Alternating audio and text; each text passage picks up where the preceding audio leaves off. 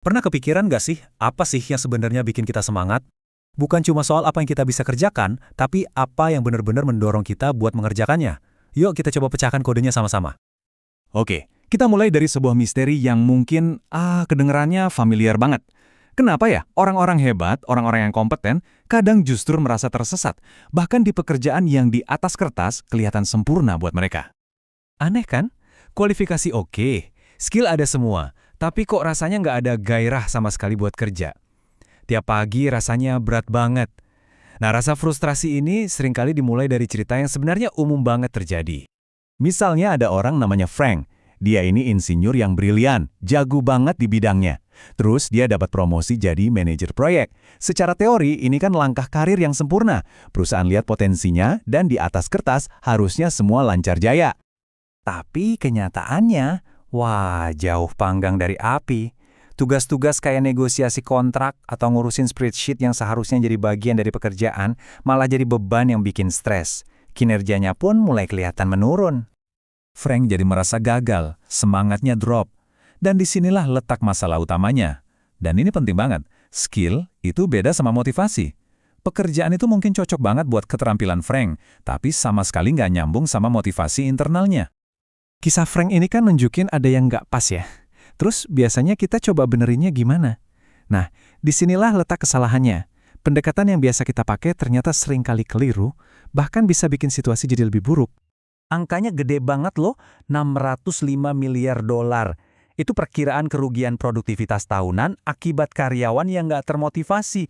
Dan itu baru di Amerika Serikat aja. Jadi ini masalah serius, bukan cuma perasaan pribadi. Biasanya solusinya apa coba? Ya udah, kasih duit lebih, tunjangan dibagusin, jam kerja fleksibel kan?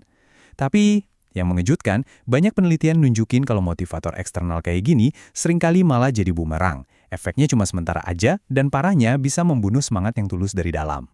Faktanya, ada sebuah studi klasik dari tahun 1971 oleh Edward Dacey yang menemukan sesuatu yang luar biasa.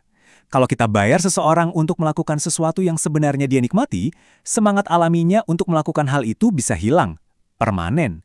Begitu uangnya ditarik, semangatnya nggak balik lagi. Oke, jadi jelas ya, sogokan dari uar itu nggak berhasil. Jawabannya ternyata ada di tempat lain, yaitu di dalam diri kita masing-masing. Sesuatu yang unik, personal, dan udah ada di sana sejak lama. Nah, inilah konsep intinya, kode motivasi. Anggap aja ini kayak DNA motivasi kita. Sebuah cetak biru yang unik buat setiap orang. Ini bukan tentang apa yang seharusnya memotivasi kita menurut orang lain, tapi tentang apa yang secara alami dan konsisten selalu mendorong kita untuk mencapai sesuatu yang luar biasa. Terus gimana cara nemuinnya? Ini kayak jadi detektif buat diri sendiri. Caranya adalah dengan melihat kembali momen-momen puncak dalam hidup kita, cerita-cerita di mana kita merasa sangat puas dan berprestasi. Bukan cuma buat mengenang suksesnya, tapi buat ngebedah kenapa momen itu terasa begitu memuaskan. Kode motivasi kita ini tuh nggak cuma satu hal tunggal, tapi sebaliknya, ini adalah kombinasi dari beberapa bahan dasar atau tema pendorong yang universal. Bayangin aja kayak balok-balok Lego yang membangun motivasi kita. Kerangka kerja ini sudah mengidentifikasi ada 27 tema motivasi yang berbeda. Biar gampang, tema-tema ini dikelompokkan jadi beberapa keluarga motivasi, semacam kumpulan pendorong yang punya inti atau esensi yang mirip. Biar kebayang, contohnya gini deh. Ada orang tipe pencapai, dia dapat energi dan semangat justru saat menghadapi tantangan berat. Beda banget sama tipe visioner, yang dapat kepuasan dari mewujudkan ide besar dan melihat dampaknya di dunia. Dua-duanya sama-sama termotivasi, tapi sumbernya beda total. Nah, ini yang menarik. Setiap pendorong ini punya dua sisi mata uang. Ada sisi positifnya yang bikin kita hebat, tapi ada juga sisi bayangan, yaitu kecenderungan negatif yang bisa muncul kalau kekuatan kita ini dipakai berlebihan atau di situasi yang salah. Tahu keduanya itu penting banget. Oke, ini semua kan wawasan yang keren ya.